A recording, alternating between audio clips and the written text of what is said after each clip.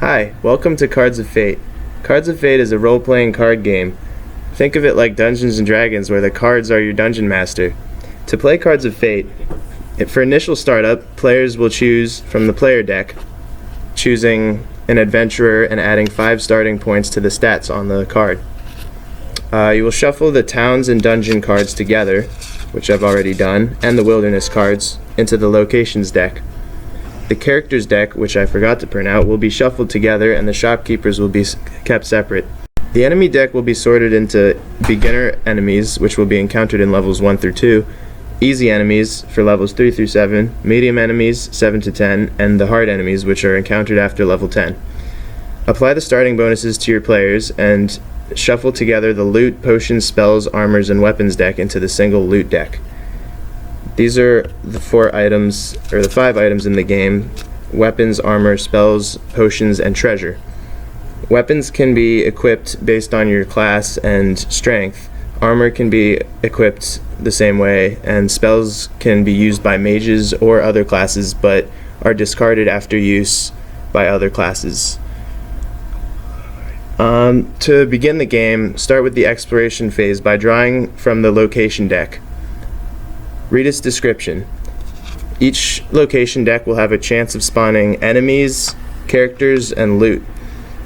To roll for these, if the chance is like 2/3, then you need to roll the numbers 1 through 4 on a standard 6-sided die for that to appear.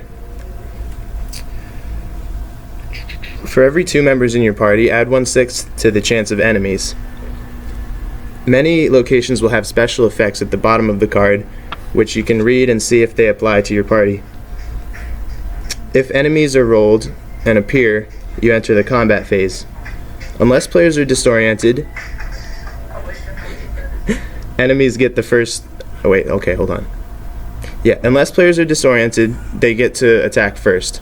On the player turn, the player gains 2 MP and can apply up to 2 potions or 1 effect spell, but can only attack after the use of 1 potion. Players can roll for their basic attacks, which are described in the rules, or the 3 other class-specific attacks that can be unlocked through leveling. As I said earlier, if a player is a mage, all spells used during this turn in combat are discarded after that turn. Alternatively to combat, players can choose to run from the monster, and that's described in the rules. On the enemy's turn, enemies will pick a random party member to start with, and then sequentially attack each other player on the successive turns. The enemies will attack with a basic attack with a chance of special attacks as indicated by their cards.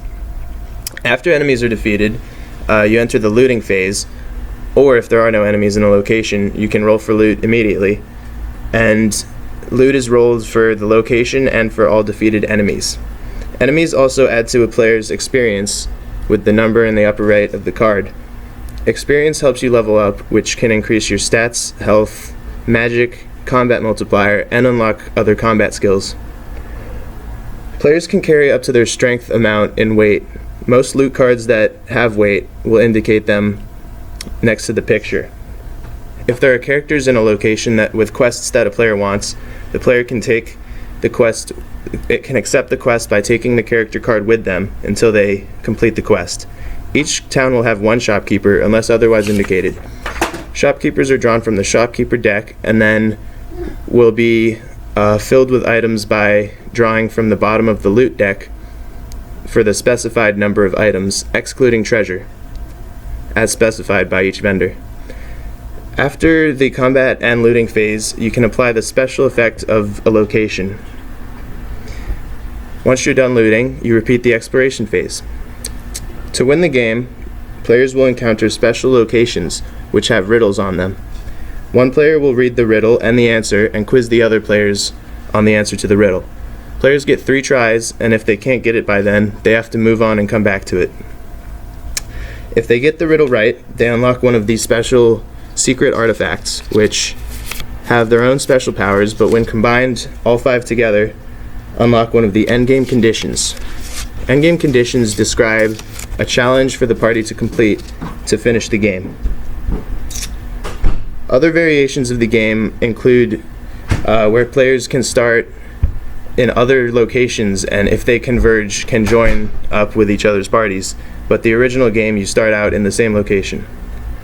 Additionally, players can wear 3 pieces of armor at a time.